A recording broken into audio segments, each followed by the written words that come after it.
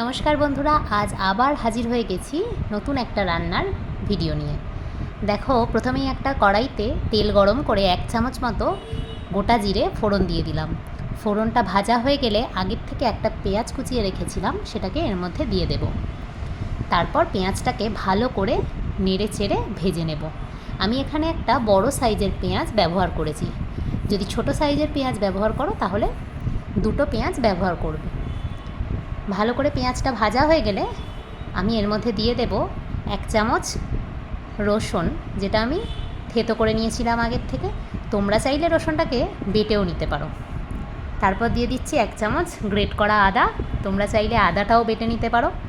আমার সময় কম থাকে সকালে, সেই জন্য তাড়াহুড়োর মধ্যে আমি এইভাবেই রান্নাগুলো করি। দেখো, এর মধ্যে এবার দিয়ে দেব কিছু গুঁড়ো মশলা। প্রথমে দিয়ে দিলাম স্বাদ অনুযায়ী নুন, তারপর দিয়ে দিলাম 1/2 চামচ হলুদ। এবার এর মধ্যে দিয়ে দেব 1 চামচ ধনের গুঁড়ো, আর দিয়ে দেব 1 চামচের থেকে একটু কম জিরের গুঁড়ো, আর দিয়ে দেব লঙ্কার গুঁড়ো। আমি এখানে প্রায় 1 চামচ লঙ্কার গুঁড়ো ব্যবহার করেছি। তোমরা যেমন ঝাল খাও সেই বুঝে লঙ্কার গুঁড়োটা ব্যবহার করো। এবার দেখো, মশলাটা ভালো করে ভেজে নিয়ে সামান্য একটু জল দিয়ে মশলাটাকে কষিয়ে নেব। মশলাটা কষানোর পর দেখো, মশলার থেকে তেলটা যখন ছেড়ে দেবে তখন আমি এর মধ্যে দিয়ে দেব আগের থেকে কুচিয়ে রাখা চিকেন। দেখো, তেল ছেড়ে দিয়েছে। এবার আমি এর মধ্যে কুচানো চিকেনগুলো দিয়ে দেব। তোমরা চাইলে আরও ছোট পিস করতে পারো, কিন্তু আমি এরকমই রেখেছি। এবার ভালো করে চিকেনটাকে মিনিট 10 কষিয়ে নেব। আঁচ কমিয়ে আমি চিকেনটা কষাবো। এর মধ্যে দিয়ে দেব একটা ছোট্ট টমেটো। এবার ভালো করে চিকেনটা কুক করে নেব।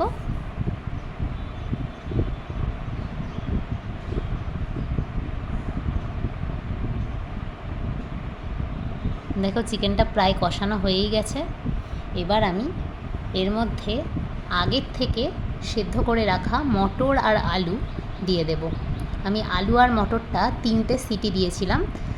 আলু মটর সেদ্ধ করার সময় আমি এখানে দিয়েছিলাম অল্প একটু হলুদ আর 1 চামচ নুন আর 2টো কাঁচা লঙ্কা, আর সামান্য জল দিয়ে আমি এটাকে সেদ্ধ করে নিয়েছিলাম।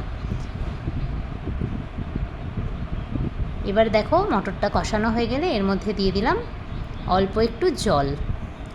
আমি বেশি পাতলা ঝোল এটার করবো না, কারণ এটা মাখা মাখাই খেতে বেশি ভালো লাগে। এটাকে এরপর মিনিট 10 ফুটিয়ে নেব। এবার এর মধ্যে সামান্য একটু গরম মশলা দিয়ে কিছুক্ষণ ফুটিয়ে নেব। তারপর সার্ভ করব ঘুগনি।